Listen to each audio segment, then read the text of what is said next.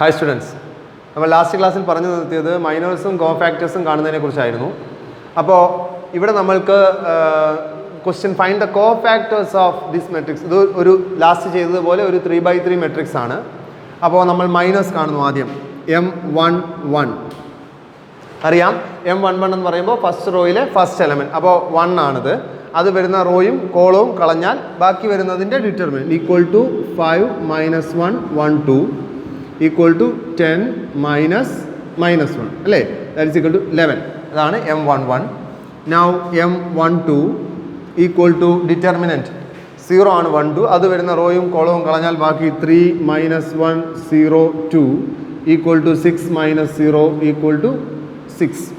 Now M13 equal to first റോയിലെ third element 4. First റോയിലെ third element 4. അത് വരുന്ന റോയും കോളവും കളഞ്ഞാൽ ബാക്കി 3 5 0 1 equal to 3.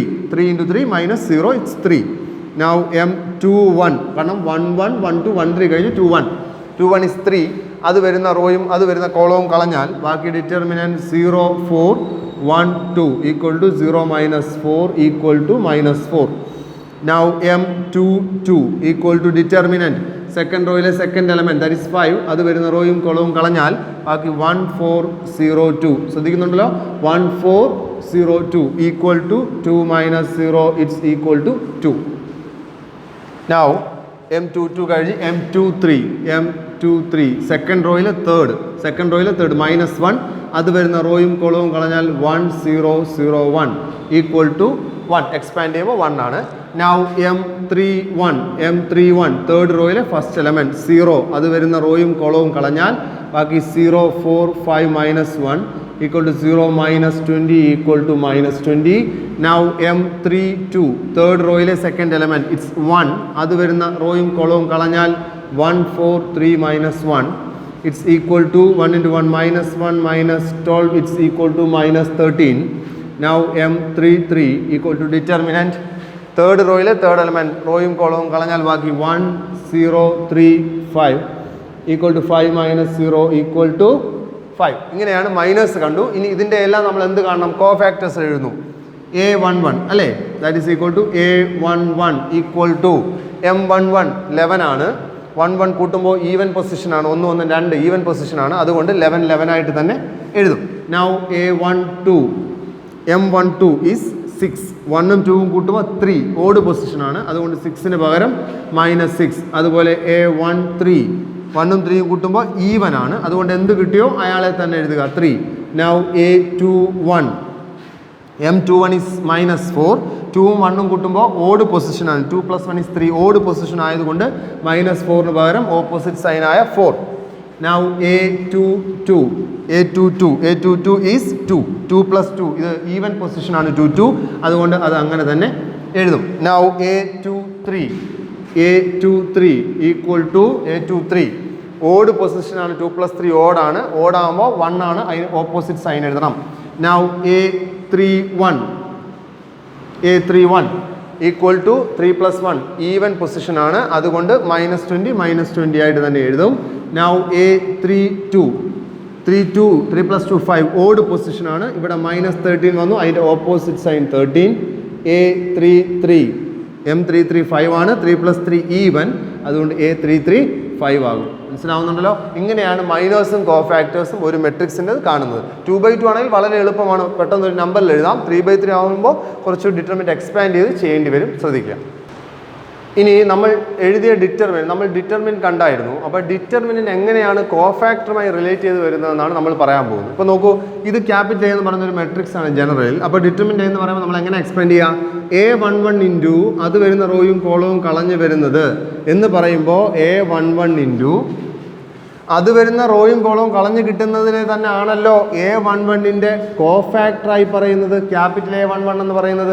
അപ്പോൾ A11 ഇൻറ്റു ക്യാപിറ്റൽ A11 ഒരു എലമെൻ്റ് ഇൻറ്റു അതിൻ്റെ കോഫാക്ടർ പ്ലസ് A12 ഇൻറ്റു 12 വരുന്ന റോയും കോളവും കഴിഞ്ഞ് വരുന്നതിൻ്റെ determinant.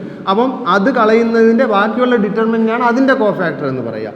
A12 plus A13 into അത് വരുന്ന റോയും കോളവും കളയുന്നതിൻ്റെ ഡിറ്റർമിനൻ്റ് തന്നെയാണ് അതിൻ്റെ കോഫാക്ടർ എന്ന് പറയുക.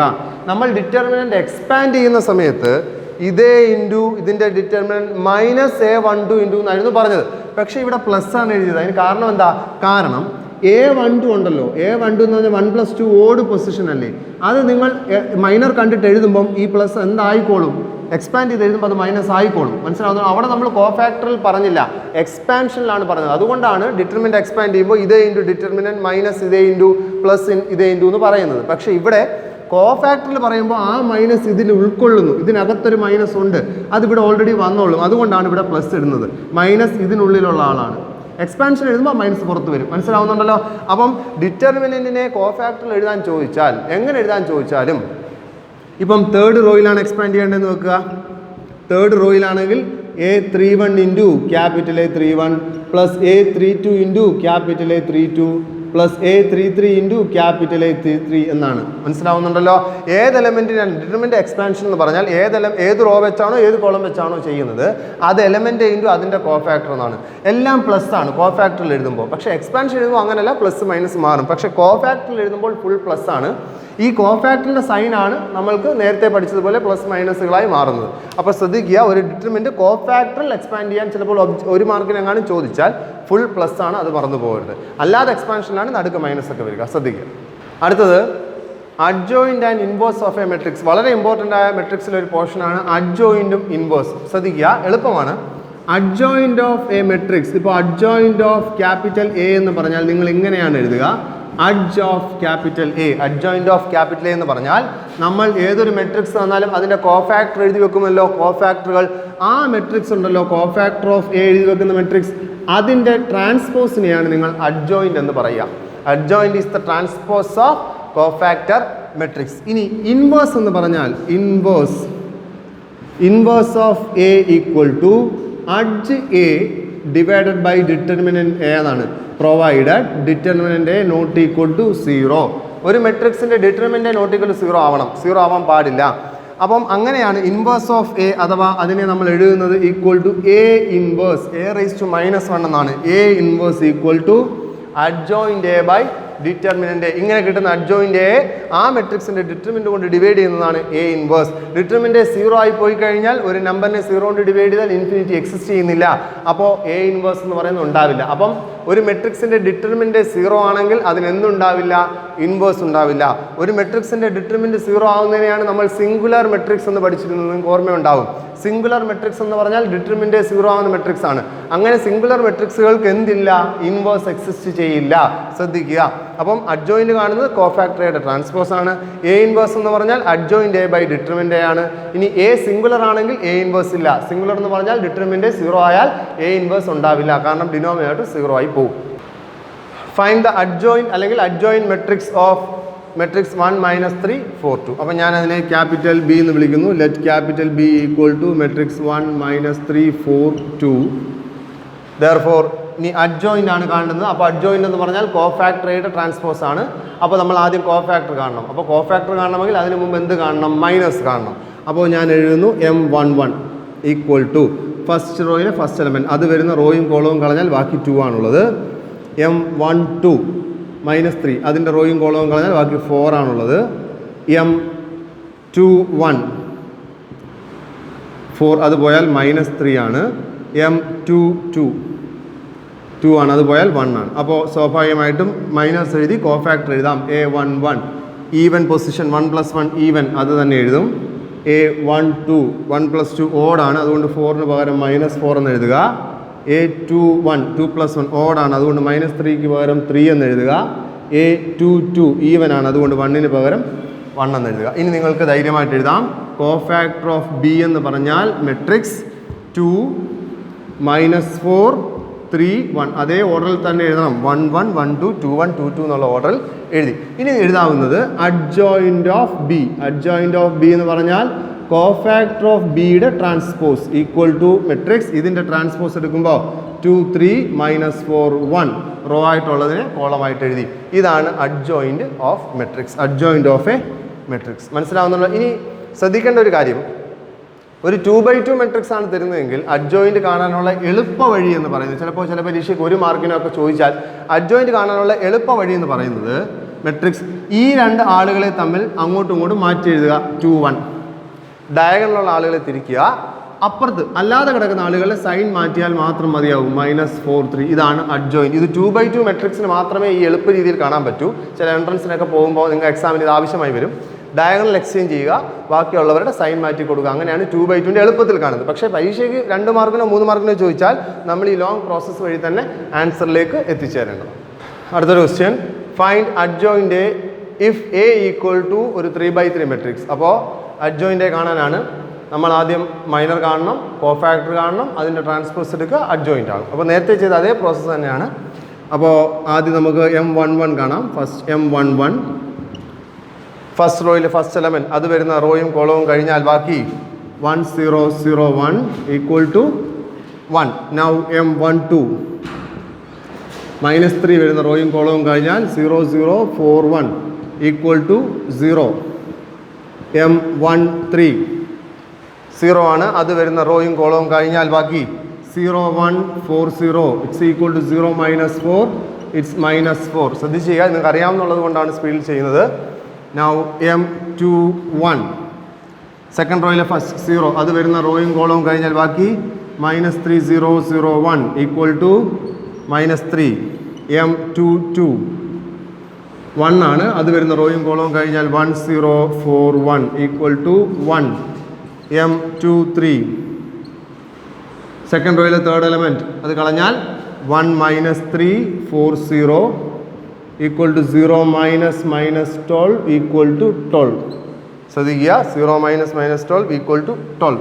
M23 നൗ M31 തേർഡ് റോയിൽ ഫസ്റ്റ് 4 വരുമ്പോൾ അത് കളഞ്ഞാൽ ബാക്കി -3 1 0 0 ഈക്വൽ ടു 0.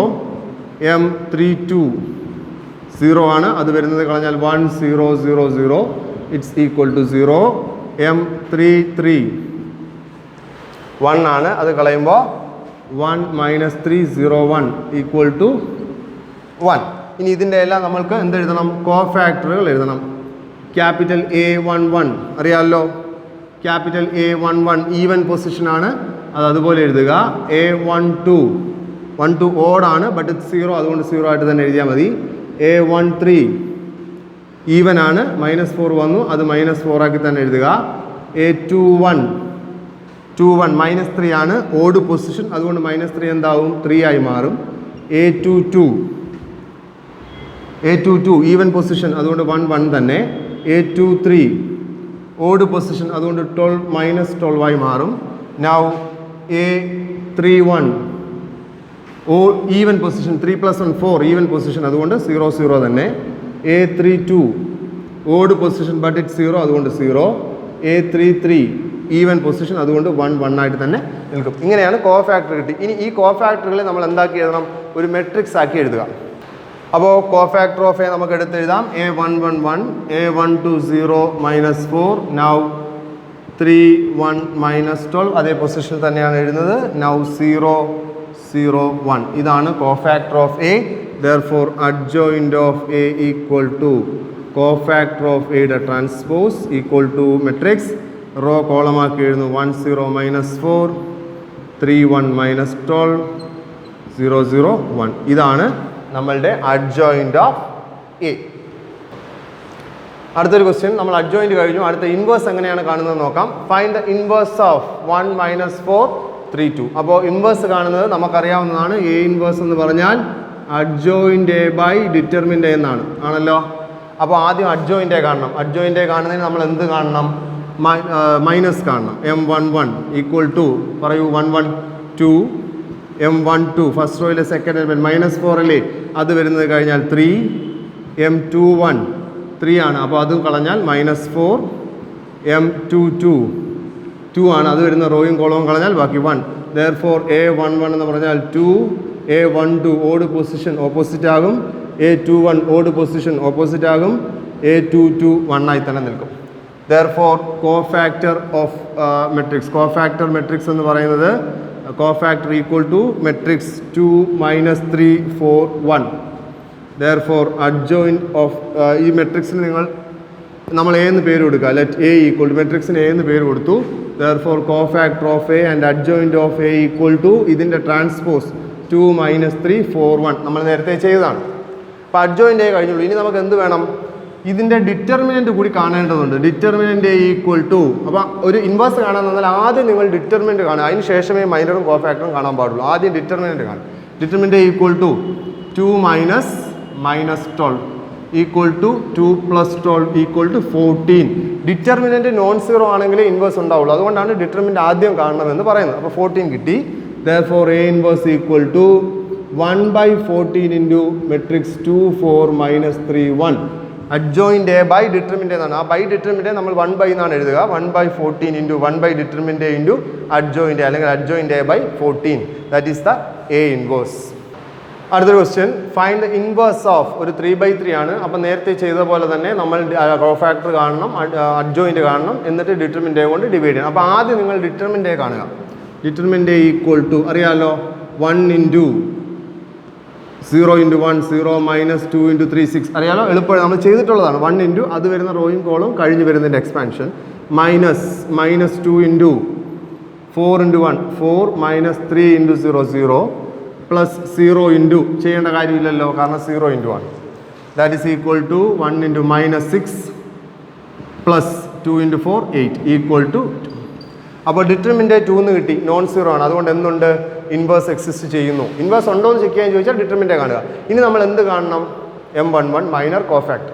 ഓക്കെ, അപ്പോൾ M11 ഈക്വൽ ടു M11 1ൻ്റെത് അതങ്ങ് കളഞ്ഞാൽ ബാക്കി determinant 0 3 2 1 equal to 0 - 6 equal to -6.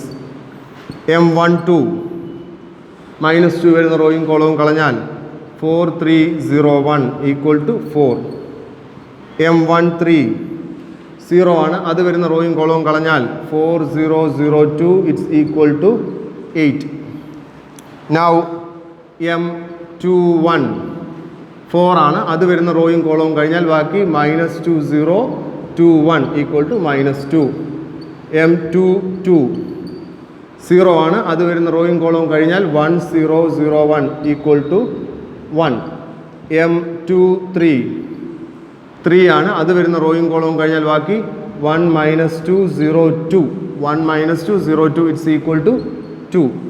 M31 0 ആണ്, തേർഡ് റോയിലെ ഫസ്റ്റ് എലമെൻറ്റ്, അത് വരുന്ന റോയും കോളവും കളഞ്ഞാൽ -2 0 0 3 it's equal to -6 -2 0 0 3 it's equal to -6. Now M32 2 ആണ്, അത് വരുന്ന റോയും കോളവും കളഞ്ഞാൽ 1 0 4 3 ഇറ്റ്സ് ഈക്വൽ ടു 3. M33 1 ആണ്, അത് വരുന്ന റോയും കോളവും കഴിഞ്ഞാൽ 1 - 2 4 0 it's equal to 0 -8 it's equal to +8. അപ്പോൾ നമ്മൾ മൈനസ് കണ്ടു. ഇതിൻ്റെ എല്ലാം കോഫാക്ടറുകളാണ് നമുക്ക് വേണ്ടത്. അപ്പോൾ കോഫാക്ടറുകൾ എഴുതാം. A11 M11 -6 ആയിരുന്നു, ഈവൻ പൊസിഷൻ, അത് അതുപോലെ എഴുതും -6. A12 ഓഡ് പൊസിഷനാണ്, M12 4 ആയതുകൊണ്ട് -4. A13 ഈവൻ, 1 + 3 4 ഈവൻ ആണ്, അതുകൊണ്ട് M13 8 ആണ്, 8 8 ആയിട്ട് തന്നെ എഴുതും. നൗ M21 -2 ആണ്, ഓഡ് പൊസിഷൻ, അതുകൊണ്ട് -2 2 ആക്കി എഴുതും. A22 ഈവൻ പൊസിഷനാണ്, 1 1 തന്നെ എഴുതും. A23 ഓഡ് പൊസിഷനാണ്, അതുകൊണ്ട് 2 -2 ആകും. Now A31 it's equal to -6 but even position, അതുകൊണ്ട് -6 തന്നെ. A32 ഓഡ് പൊസിഷൻ, അതുകൊണ്ട് 3 -3 ആകും. A33 ഈവൻ പൊസിഷൻ, അതുകൊണ്ട് 8 8 തന്നെയായി നിൽക്കും. ഇനി ഇതിനെ ചേർത്ത് കോഫാക്ടർ മെട്രിക്സ് എഴുതാൻ പോകും. So cofactor of A equal to നമ്മൾ ഓർഡറിൽ എഴുതുമ്പോൾ 6 - 4 8. നൗ 2 1 -2 -6 -3 8. ഇതാണ്. അപ്പോൾ നമ്മൾ കോഫാക്ടറെ എടുത്തെഴുതി. A11 ഇത് -6 ആണ്, -6 -4 8 എഴുതി കഴിഞ്ഞു. Therefore adjoint A equal to ഇതിൻ്റെ ട്രാൻസ്പോസ് ആണ് എഴുതുക. അപ്പോൾ -6 -4 8 2 1 -2 -6 -3 8. അഡ്ജോയിൻ്റ് ഇതിൻ്റെ ട്രാൻസ്പോസ് ആണ് എഴുതിയിരിക്കുന്നത്. Therefore A inverse equal to determinant A കൊണ്ട് ഡിവൈഡ് ചെയ്യുക. ദെർഫോർ ഡിറ്റർമിനൻ്റ് എ 2 ആയിട്ട് നമ്മൾ നേരത്തെ കണ്ടു. Therefore 1/2 into 1 determinant A into ഈ അഡ്ജോയിൻ്റ് അതുപോലെ എഴുതി വെക്കുക. -4 1 -3 8 -2 8. This is A inverse. ശ്രദ്ധിക്കുക, ഇമ്പോർട്ടൻ്റ് ആണ്. എ ഇൻവേഴ്സ് കാണാൻ പരീക്ഷയ്ക്ക് ചോദിക്കാം, ശ്രദ്ധിച്ച് ചെയ്യുക.